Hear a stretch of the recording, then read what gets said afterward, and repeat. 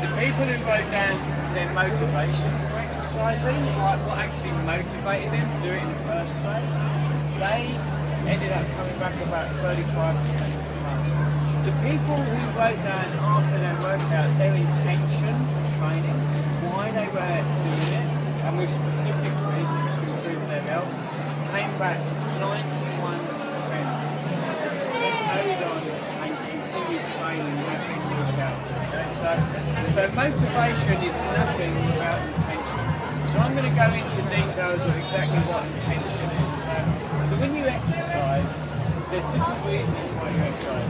The vast majority of people are going to exercise just because they want to get fitter, they want to lose weight, they want to build muscle. That's the basic. What they'll tend to do is they'll go to a group exercise class, and they'll just do exercise for the sake of it. They won't be functionally assessed to see if they move correctly before they exercise. They'll just go into this class and start jumping around, and before you know it, they're likely in a situation where they may pick up an injury or something's going to go wrong.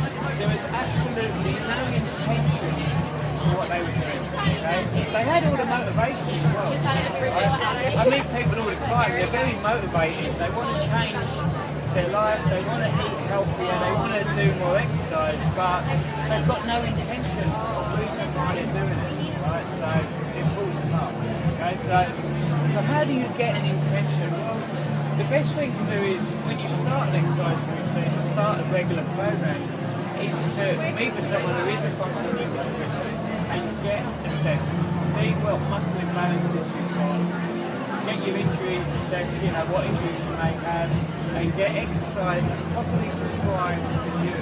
So that when you exercise, it helps you function better in your day-to-day life. Who wants to go and do exercise where effectively you do the class and straight after that class, you can't move, you can't do anything. The next day you can't walk, you can't that's not going to make you want to go back and do that. You want the exercise that you do to help you function and move better and carry out your daily tasks better. If you're spending time with your family and you're spending time with your kids, you want to be relaxed, to be able to run around with your kids, you don't want to be exhausted from some exercise you've done, right? So the exercise you do has got to have an intention, and you've got to be in the moment when you're exercising as well. You don't want to be there, looking at your phone. You want that phone far away. You might be using the timer on your phone to time yourself from basically, that's fine, have it on airplane mode. Right? But at the end of the day, you want to be fully in the moment. And you hear people say all the time, well, be in the moment, it's like a catchphrase, like a buzzword, right? But with exercising with intention, what that means is, if you've got, for instance, a bad back, okay, then when you're training, you want to be strengthening your core and you want to be improving your posture. So you want to be doing some functional movement and some Pilates. You want to do that with intention. So you want a good trainer who gives you a couple of tasks to do that with. If you focus on it, your intention is to complete those tasks to make you feel better. Now, during the following few days or week, if you feel better from doing that exercise, that intention sticks with you. And then you think, right, I'm going to do that again next time I train. So it's not so much about motivation, being motivated, thinking, I'm going to get fit or I'm going to. You want the intention that you feel healthier, you that future, and you will go back and continue that exercise, or you will go back and then carry on with that healthy eating that you started. But without that intention, it's going to feel hard. So, a lot of self-help gurus are out there and they're saying, get motivated. I'm going to give you this motivational video by talking to you and telling you tomorrow you're going to change your life to do that, right? You need intention, and also you need to set, people will say set goals, okay? Now the thing with goals is, a lot of the time we set goals that are way too big, right? And when we get motivated to do them, we're at the start, we're like, right, I'm going to get this, right? I'm going to really, I'm going to smash this out, whatever. But the goal's too big and it's not realistic. And within a short period of time, you're not meeting what you want to do, the length of time you want to work out, the gains you want to get, you're not getting them. So what do? You start, again, it comes back to having the intent of what you actually trained for. So when you get assessed at the beginning, your trainer or whoever you're working with will say to you, right, well you need to improve these areas, doing these types of exercises. To make them exciting and good things you want to do, not boring exercise, but they'll be there to actually help you strengthen a certain area of your body or improve in a certain way. And as you keep doing that, you're going to start, it's going to work better for you in that way, okay? But having a big goal that's unattainable, you're just going to get frustrated. So you want to have smart goals, okay? So each week, say a trainer would give you... Oh, we're back on the air. Okay, cool. We had a slight technical issue there, so I was kind of shouting a bit there, people, so excuse me. So when I'm talking about SMART goals, essentially they're broken down to small little intentions that you do each week, alright? So with SMART, you want them simple, you want them measurable, they've got to be attainable, something you can attain. They've got to be relevant, okay, so relevant to you, okay? Not just going into a class that everybody's in there. And the last part of SMART is timely, okay, so that's the SMART acronym. So you want everything relevant to be for you so that it helps you function better in your day-to-day life, okay? So that's what SMART goals are, and exercising each time with that intent to implement those small tasks that a trainer gives you, or once you learn them yourself, you can do them yourself. Each time you train, you do them. And that gives you a purpose when you train, okay? So that will make you train more with intention and get the benefits and, get everything that you want from your training. And it's not just from training. Like at Plant-Based Life, we do a total health reset program. And that program is centered around a combination of nutrition, mind-body connection and exercise, okay, so all getting all three together. And within that program we teach every single person who trained with us to train with intention, to be in the moment when you train and to really be training with a focus to improve a certain part of their physiology or their health or their wellness so that they can function better in their daily activities. That's really what it's all about, okay? So next time you're doing your exercise, think about why are you doing it. Actually question yourself. Are you just doing exercise for the sake of it? Because someone said, oh, I've got to get fitter, I'm just going to do some exercise, I'm going to go and do some star jumps, I'm going to do some push-ups, I'm going to do these because that's what I think I should do, right? Or are you actually going to think, well, actually, no, what do I want to gain from this? Why am I doing this? Like what do I truly want to get from this? And generally, on the most part, as I said at the beginning of this talk, most people, the most common thing you hear is they want to lose weight, they want to build muscle. They're the most common things. They just want to feel better about themselves, gain confidence. But unless you're doing it with intention, really in the moment when you're exercising, really with a focus on improving certain things and having those little smart goals each week and attaining them, that makes you feel like you've achieved something, you're not really going to continue in your plan. Because I mentioned at the start about the study that was done by the British Science Journal. You know, they're not all of you are here, so I'll just briefly mention that again.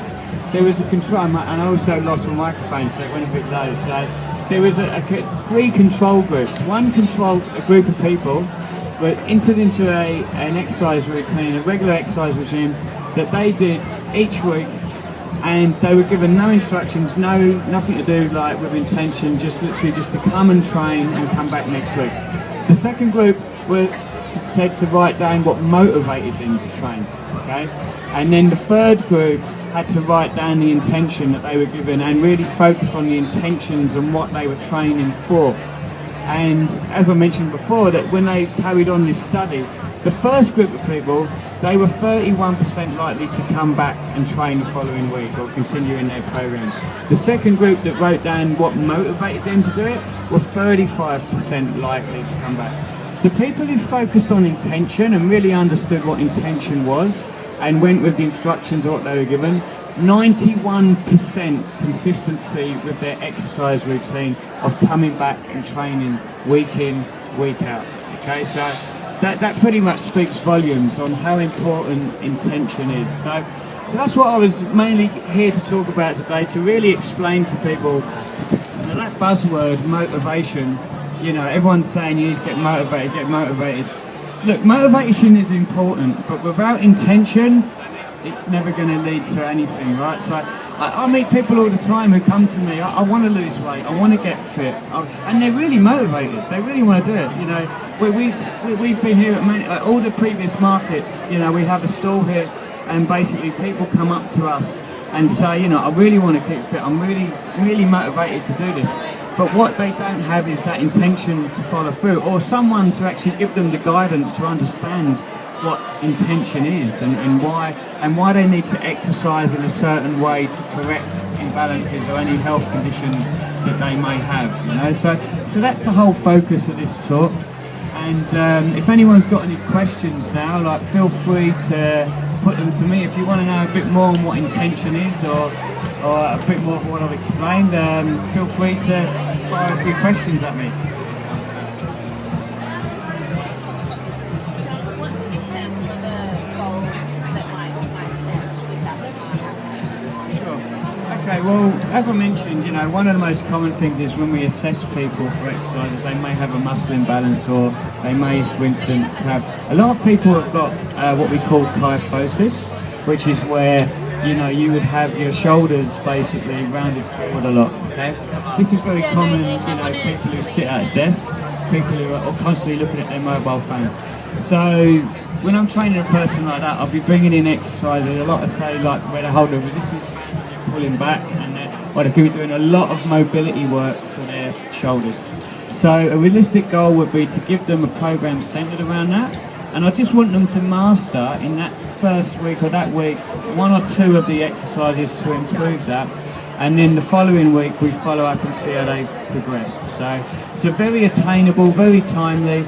They could practice that a few, you know, just for 5 minutes, 5-10 minutes a day if they had to, and it would help correct their posture. And then what you do then, as they do that over time, you reassess them, and where people feel their posture improve, it again makes them want to continue training. So that'd be an example. Okay, thank you, Chris. Thank you. Anybody else have a question? Okay, all right. Well, as I mentioned, at Plant-Based Life, we offer a lot of services, and feel free to check us out online. And thanks again for your time, and enjoy the rest of the market. Okay, cool. Thanks, John. As John mentioned, you can find everything that John does at plantbasedlife.com, as is on John's shirt. And next month they will have a stall here as well. And feel free to accost him after the talk for more chats about what he does. Our next talk is from Gayatri, who's going to be